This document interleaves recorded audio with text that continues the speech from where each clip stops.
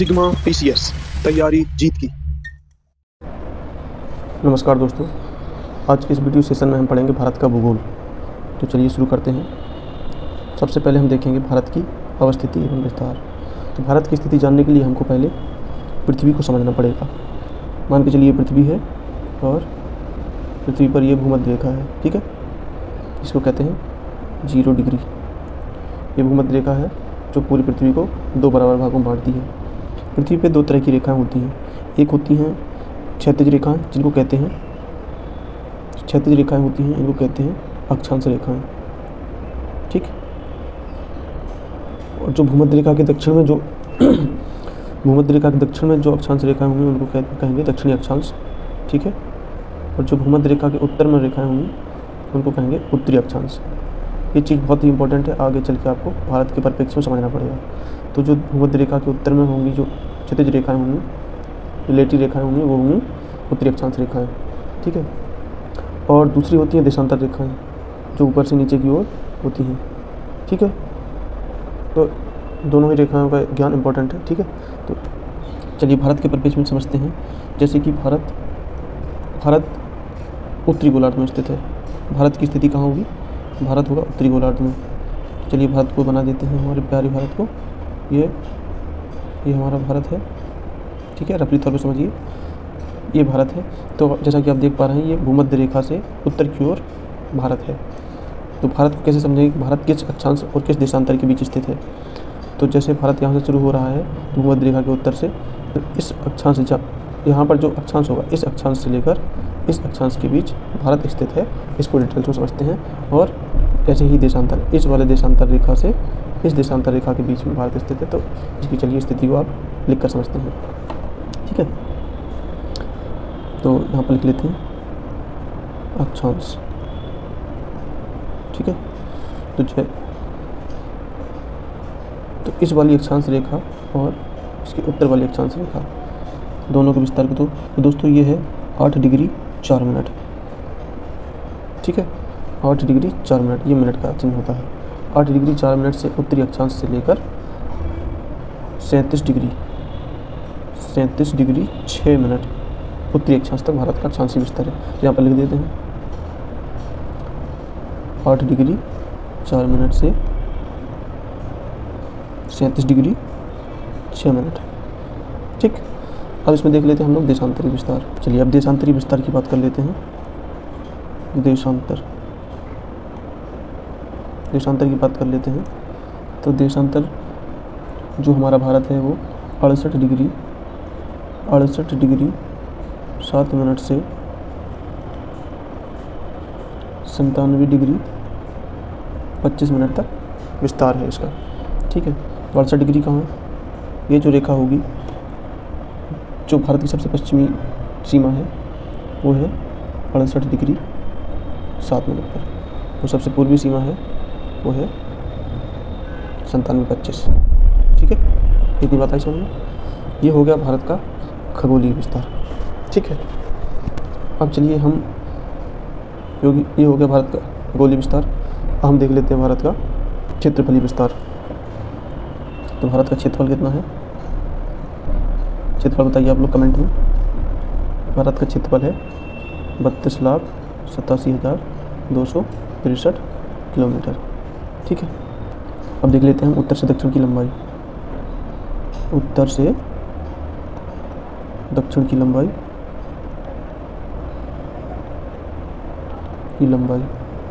ठीक है। तो यहाँ कन्याकुमारी तक, ये कश्मीर से लेकर कन्याकुमारी तक इसकी कितनी लंबाई है? 3,214 किलोमीटर, ठीक है। कितनी है? 3,214। अब देख लें पूर्व से पश्चिम। पूर्व से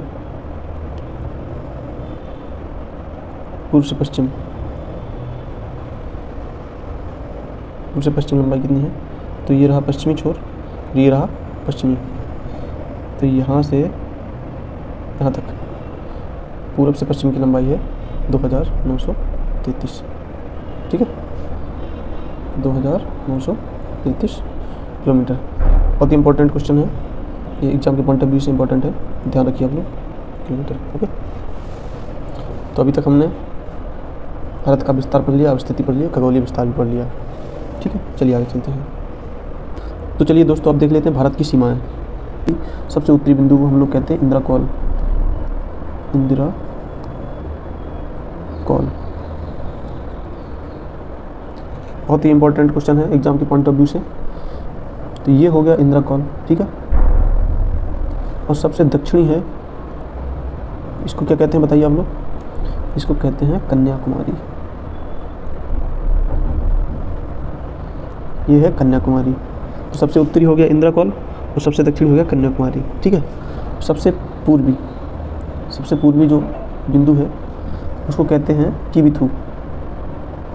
किबिथु सबसे पूर्वी किनारा है भारत का, उसको कहते हैं किबिथु। और सबसे पश्चिमी जो गुजरात में है, ये किबिथु अरुणाचल प्रदेश में है। और सबसे पश्चिमी जो बिंदु है वो है गौर माता। गौर माता या इसको गुहार मोती भी कहते हैं, गुहार मोती, ठीक है। इसको गुहार मोती भी कहते हैं और ये गुजरात में है, ठीक है। अब तक आपको उत्तरी दक्षिणी पूर्वी और पश्चिमी जो चारों पॉइंट हैं वो आपको पता चल गए। लेकिन अगर बात आती है दक्षिणतम बिंदु की, अगर कहते हैं दक्षिणतम बिंदु, दक्षिणतम, ये था दक्षिणी, ये था सबसे दक्षिणी, जो मुख्य भूमिका है वो दक्षिणी था। लेकिन दक्षिणतम बिंदु कहा जाए तो वह हिंद महासागर में, वो भी अंडमान निकोबार का सबसे अंतिम छोर है, ये है। इसको क्या कहते हैं? इसको कहते हैं इंदिरा पॉइंट। सबसे इम्पोर्टेंट यही है, कई बार परीक्षाओं में पूछा गया है, इंदिरा पॉइंट, ठीक है। यह है इंदिरा पॉइंट। तो चलिए दोस्तों भारत की स्थलीय सीमाएं देख लेते हैं किन किन देशों से मिलती हैं। तो सबसे अधिक बांग्लादेश से भारत सीमा साझा करता है, इसलिए इसको 1 नंबर देते हैं। दूसरा सबसे अधिक ये चाइना है, सबसे अधिक दूसरे नंबर पे चाइना से सीमा साझा करता है। तीसरे नंबर पे पाकिस्तान से साझा करता है और चौथे नंबर पे नेपाल से सीमा साझा करता है, ये नेपाल है। 5वें नंबर पे सबसे अधिक सीमा साझा करता है म्यांमार से, ये म्यांमार है। और 6वें नंबर पे भूटान से सीमा साझा करता है, ये भूटान है, ये नेपाल है, ठीक है। ये बांग्लादेश की सीमा यहाँ तक। तो और यहाँ से ये अफ़गानिस्तान है। 7वें नंबर पर सबसे कम सीमा साझा करता है अफ़गानिस्तान से। तो चलिए दोस्तों हम बात कर लेते हैं किस देश के साथ कितने किलोमीटर की सीमा साझा करता है भारत। सबसे अधिक सीमा साझा करता है बांग्लादेश के साथ, ये बांग्लादेश है। तो चारों तरफ से लगभग 3 तरफ से भारत से घिरा हुआ है, इसलिए सबसे अधिक बांग्लादेश से बॉर्डर साझा करता है भारत। तो बांग्लादेश से कितना किलोमीटर बॉर्डर साझा करता है? तो 4097 किलोमीटर, 4097 किलोमीटर, 4097 किलोमीटर। ये सभी किलोमीटर में होंगी, एक बार लिख दे रहे हैं 4097। और दूसरे नंबर पे चाइना से करता है 3488, 3488। और तीसरे नंबर से पाकिस्तान से करता है 3323, तीसरे नंबर पाकिस्तान से करता है 3323। चौथे नंबर पे नेपाल से सीमा साझा करता है 1751 किलोमीटर। 5वें नंबर पे म्यांमार से सीमा साझा करता है 1643 किलोमीटर, 1643 किलोमीटर। फिर भूटान का नंबर आता है, भूटान है, भूटान से सीमा साझा करता है 699, या सीधा समझ लो 700 किलोमीटर, राउंड फिगर में 700 किलोमीटर भूटान से। और अफगानिस्तान से मात्र 106 किलोमीटर, ठीक है दोस्तों। इतनी चीज़ समझ आए, स्क्रीनशॉट ले लीजिए आप।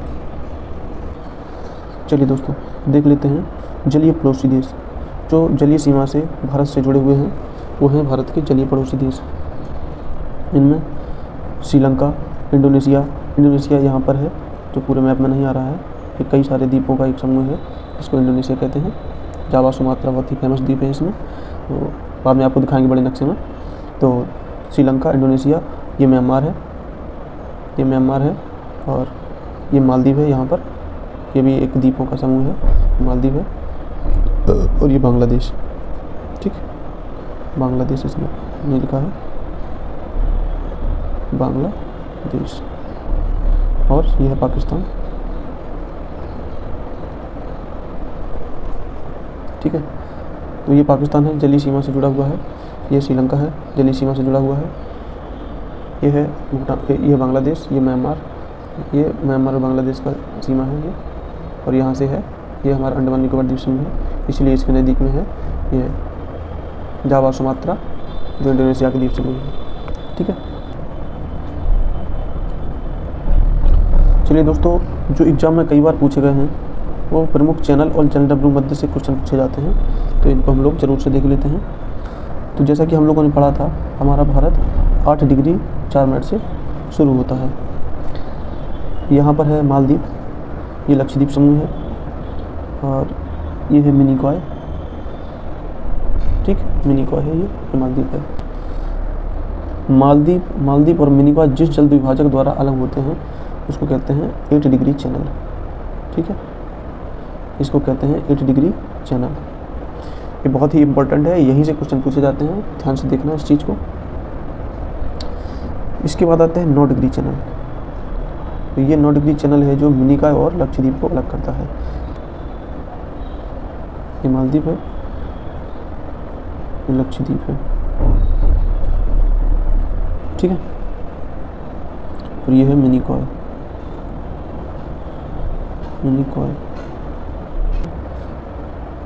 तो मालदीव को मिनिकॉय से अलग करता है 8 डिग्री चैनल, और लक्षद्वीप को मिनिकॉय से अलग करता है 9 डिग्री चैनल। 9 डिग्री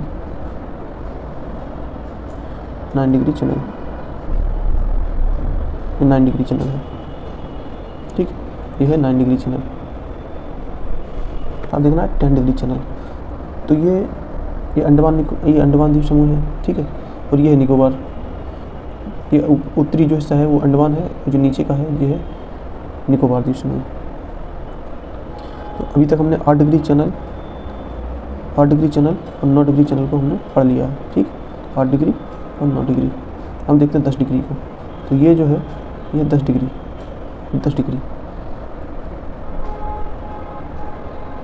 तो 10 डिग्री चैनल है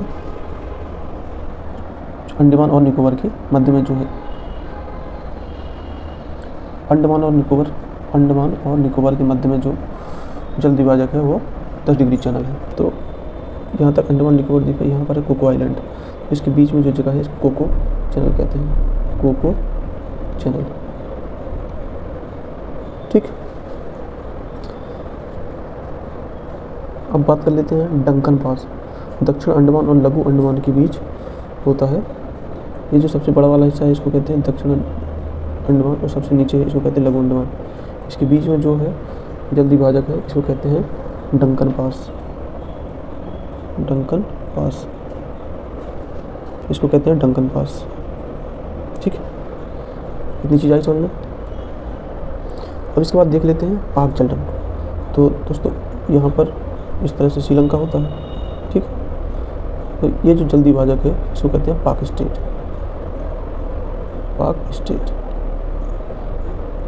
या पाक जलडम भूमध्य। ठीक है, तो ये चैनल और जलडम भूमध्य बहुत ही इंपॉर्टेंट है। ठीक है, ये क्वेश्चन पूछे जाते हैं, इनसे ध्यान रखिएगा आप लोग। अब बात करते हैं विदेशी क्षेत्रों का भारत में समेकन। तो विदेशी क्षेत्रों का भारत में समेकन बात कर लेते हैं। विदेशी क्षेत्र कौन कौन से थे जो भारत की आज़ादी से पूर्व, जो ब्रिटिश के अलावा अन्य यूरोपीय शक्तियों के पास जो भारतीय क्षेत्र थे, जैसे गोवा है, दीव है, दमन है, दादरा नगर हवेली है, ये सब ये पुर्तगाली कब्जे में थे। किसी कब्जे में थे? पुर्तगाली कब्जे में। गोवा, दमन, दीव, दादरा नगर हवेली। इसके बाद बात करते हैं फ्रांस की। तो फ्रांस के कब्जे में पुदुचेरी थी। पुदुचेरी के 4 जिले हैं, इसके 2 जिले तमिलनाडु क्षेत्र में पड़ते हैं। जैसे पुदुचेरी है, एक कराईकल है, और एक केरला में पड़ता है एक। ठीक है, और एक जिला पड़ता है आपके आंध्र प्रदेश में। ठीक,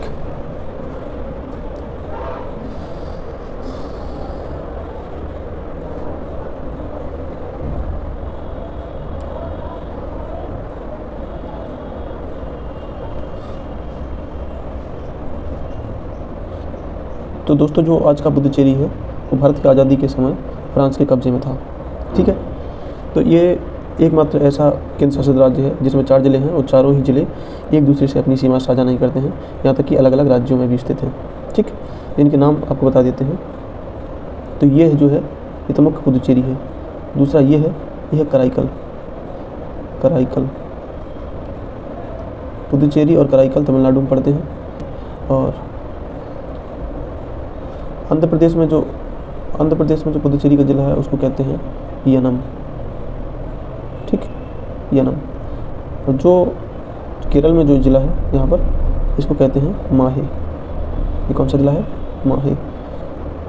कई बार पुदुचेरी के जिले के बारे में नाम पूछ लेते हैं तो लोग कंफ्यूज हो जाते हैं कहाँ पर स्थित है। ठीक है, बहुत इंपॉर्टेंट है, ध्यान रखिएगा। ये दादरा नगर हवेली और दमन द्वीप को मिलाकर एक राज्य, एक केंद्र शासित प्रदेश बना दिया गया है। ठीक है, चलिए आगे बढ़ते हैं।